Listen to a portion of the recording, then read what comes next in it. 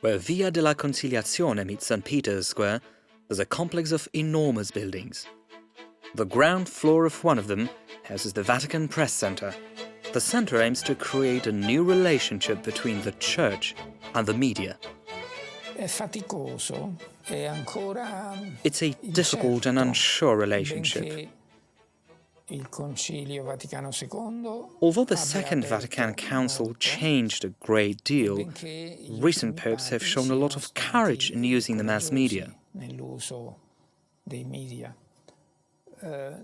Although the Catholic Church should be the epitome of transparency, it seems that the Church is far behind other international institutions.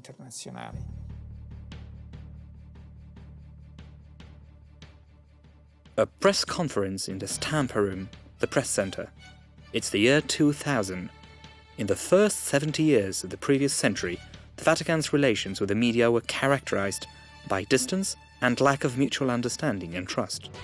There was the Vatican radio, newspaper, the Osservatore Romano, and film and radio recordings were made. But media and the Vatican looked at each other with distrust. The relationship between the Church and the mass media experiences very different periods. Until the Council, the relationship had been very difficult.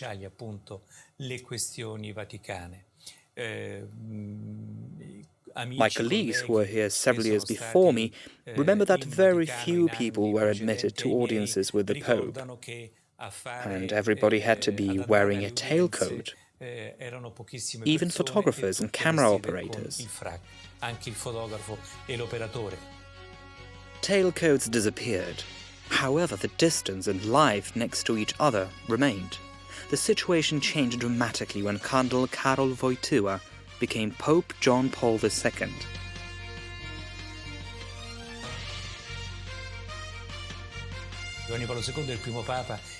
John Paul II was the first Pope to come to the press room and call press conferences, even on a plane while flying around the world.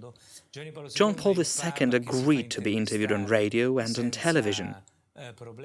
Pope John Paul II forced the world of mass media to accompany him at every moment of his pontificate.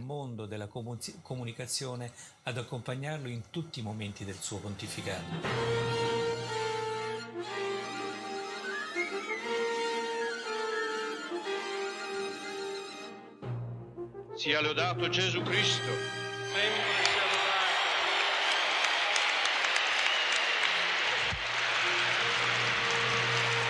I eminentissimi cardinali hanno chiamato un nuovo vescovo di Roma.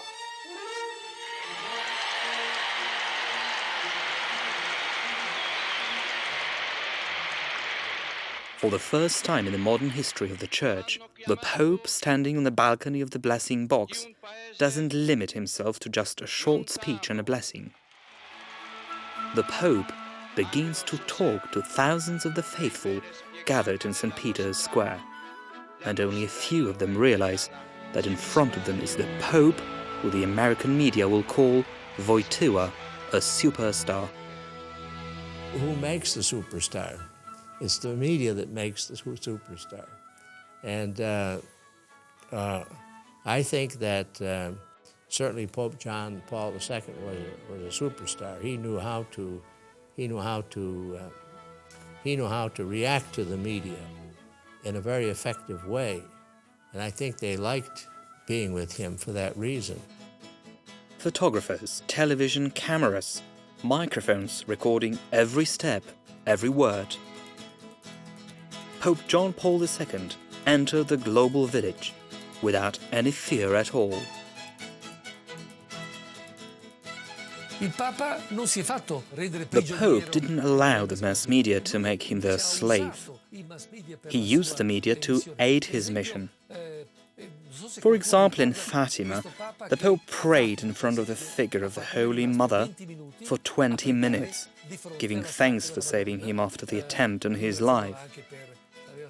20 minutes with all the world's cameras directed on him. For television, 20 minutes of silence is a tragedy, a disaster.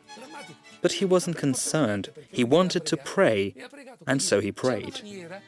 The Pope had a very simple way of dealing with the press.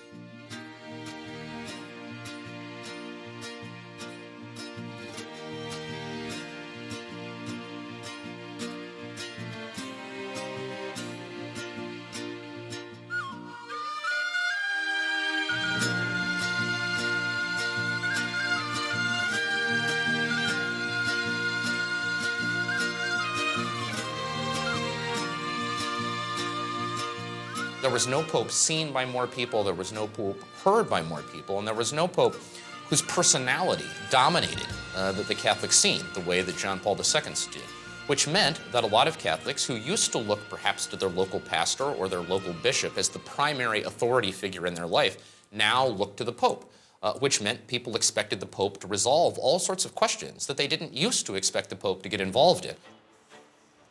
But the Church had in fact discovered the media long before the pontificate of John Paul II. There has been a newspaper in the Vatican since mid-19th century, since 1920s, the radio. So the Church actually created media. The problem was the way in which they were used.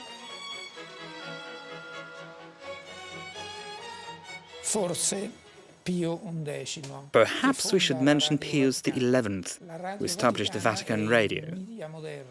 It was a modern means of communication which set a new beginning.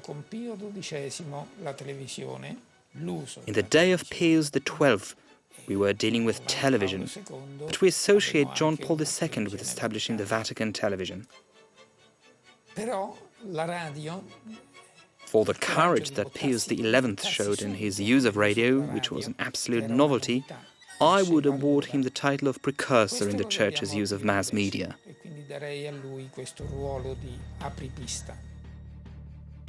The Vatican radio was set up almost 70 years ago, during the pontificate of Pius XI. The Pope personally opened the radio station in the Vatican gardens.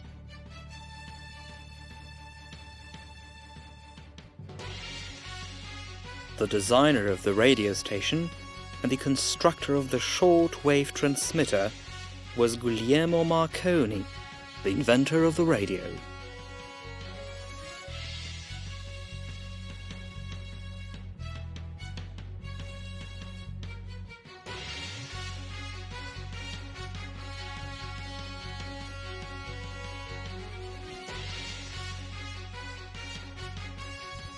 Pio XI, decide la nascita della Radio Vaticana in un Pope Pius XI decided to establish the Vatican radio. della città del Vaticano e c'è anche la possibilità di avere un'emittente propria che prima la Santa Sede non poteva neanche pensare.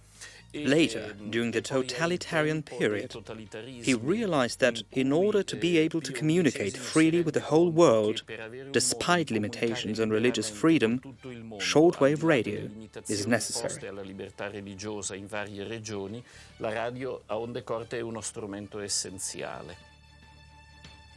34 years later, Pope Pius XII opened the Vatican radio transmitter near Rome. Now the radio was modernized.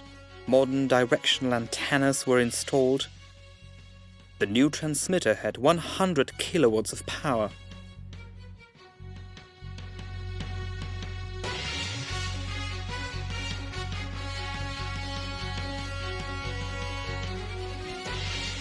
La Radio Vaticana nasce come volontà. The popes established the Vatican radio in order to move with the times.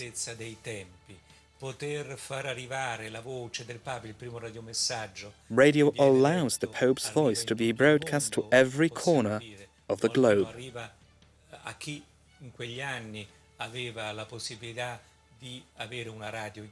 The Vatican radio also broadcasts its programs in several languages, such as Chinese, a country where the Church still faces difficulties. I programmi in molte lingue, tra cui lingue come il cinese, dove la presenza della Chiesa è sempre una difficoltà.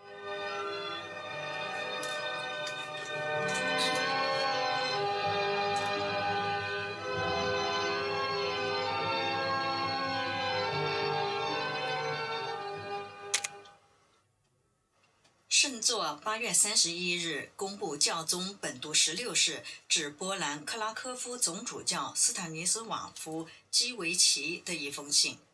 信中，教宗祝贺自然团结工会成立25周年纪念。这封文情并茂的信函这样开始说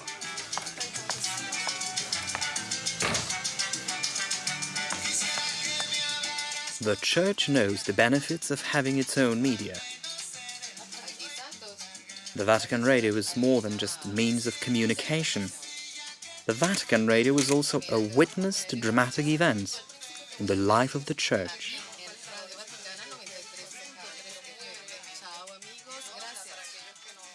Tempo fa io ho risentito le registrazioni dell'attentato. Well, I heard the news about the assassination attempt in St. Peter's Square live. The Vatican Radio was broadcasting it directly. I admired the journalist for the way he reported the accident that had taken place at St. Peter's Square. Il controllo, diciamo, la partecipazione emotiva, ma anche la lucidità con cui egli descriveva It in was diretta undoubtedly a dramatic moment and treated with exceptional professionalism. È stato un momento di alta drammaticità, direi trattato con una professionalità meravigliosa. You are tuned to Vatican Radio's English service for South Asia. Here's the news. Pope Benedict XVI will leave his summer residence at Castel Gandolfo and return to the Apostolic Palace Wednesday, September 28th.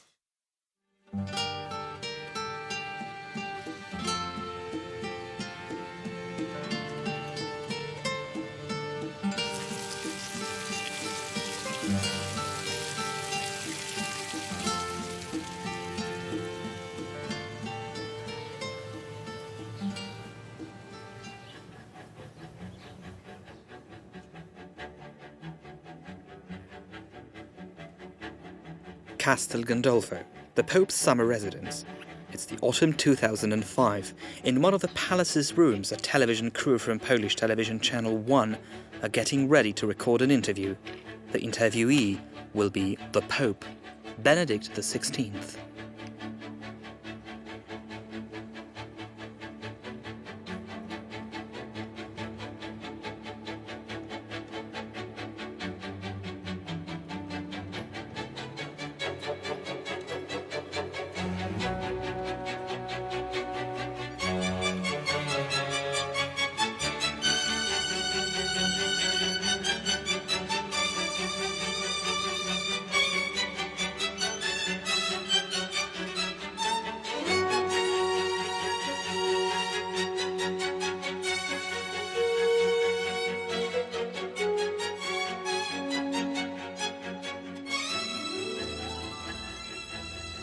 "50 years ago, a similar situation wouldn't have been possible.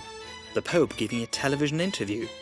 This is a symbol of the new relationship between the Church and the media. But the relationship is still not free from mutual distrust and reservation." In the Catholic Church everywhere, not just in Rome, I think the Church still struggles to establish the proper relationship with the media. I think that there still is a bit of a psychology inside the Church that we'll talk to the media when we want to and on our terms. And you know, sometimes the Church fails to grasp that the public has a funny way of deciding for itself when it wants to hear from the Church and what it wants it to talk about.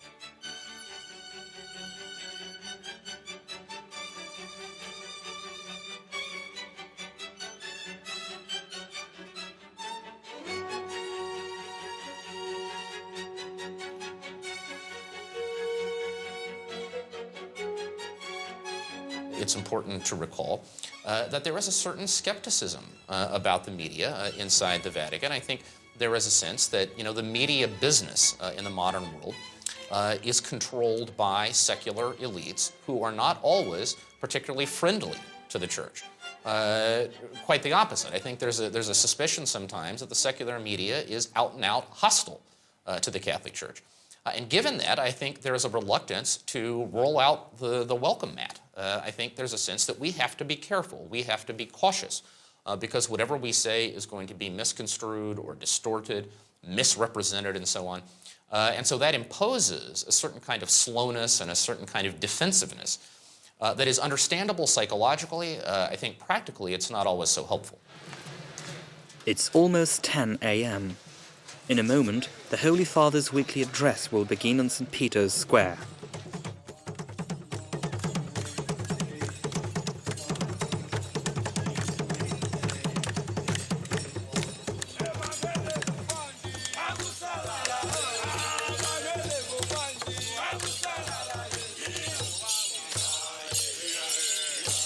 The crews of CTV, Centro Televisivo Vaticano, Vatican Television, the youngest institution of the Vatican State, will prepare for the transmission. Il Centro Televisivo Vaticano è stato fondato nel 1983 quando era CTV was established in 1983 during the pontificate of John Paul II. The development of the television led to the need for the Vatican to have its own television station. Among the people who influenced the creation of this television center was Monsignore Stanisław Dziwisz.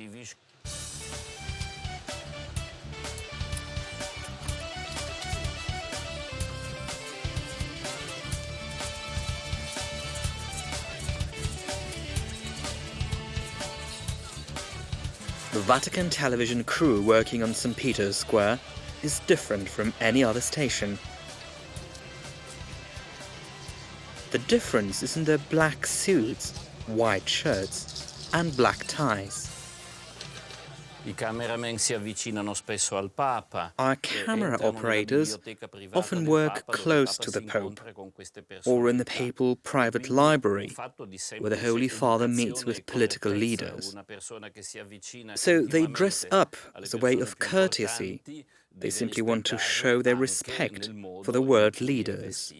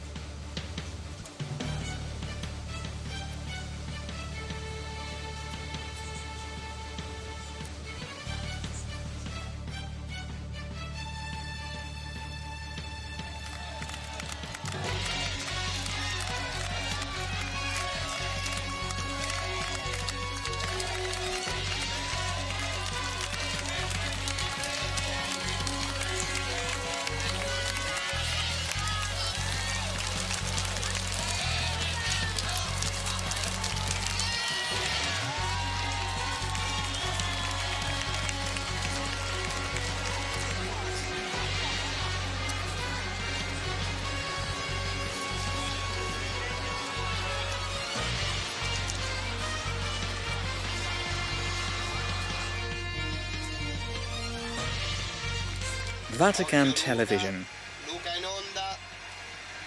It's not exactly a TV station. It records events, archives and sells documentary materials to television stations all over the world. It transmits important events and ceremonies in the life of the Church. But it doesn't have its own channel. Why is that? In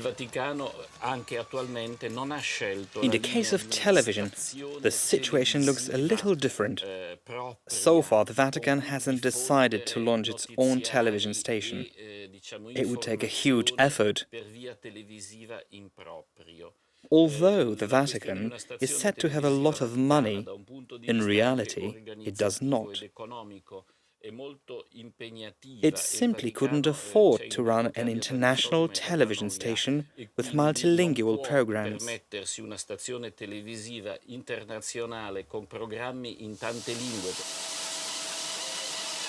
The Vatican Press, only Prince Osservatore Romano. Established in 1861, the daily is the oldest member of the Vatican's media family. The Osservatore Romano was created as a specialist magazine, reprinting the complete text of important papal addresses, announcements, articles and comments.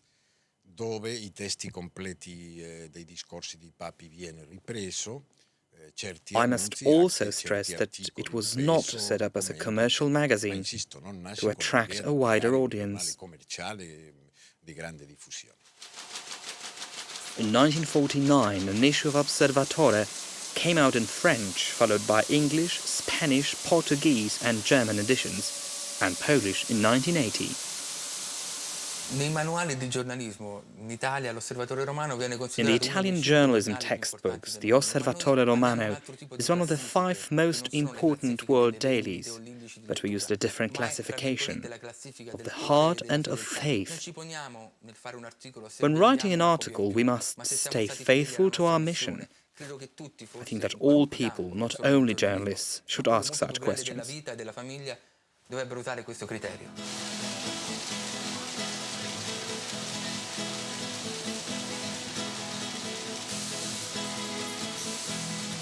The Vatican press, radio and television are not motivated by profit.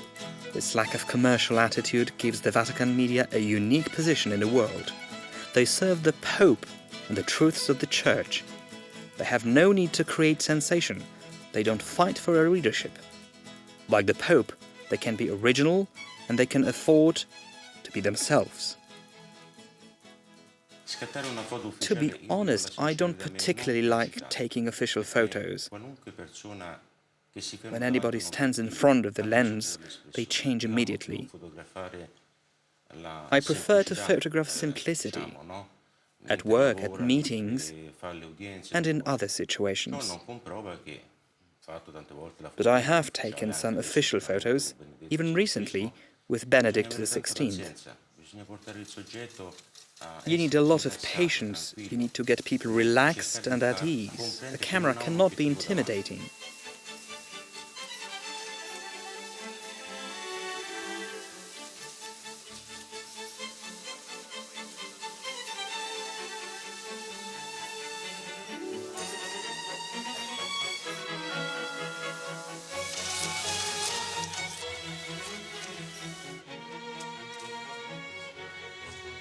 The results of one person's work creates the image of the Pope, an image which reaches millions. A film from Vatican television appears on the news of dozens of television stations. Vatican radio broadcasts across the entire world. The Pope is accompanied by dozens of journalists on his pilgrimages.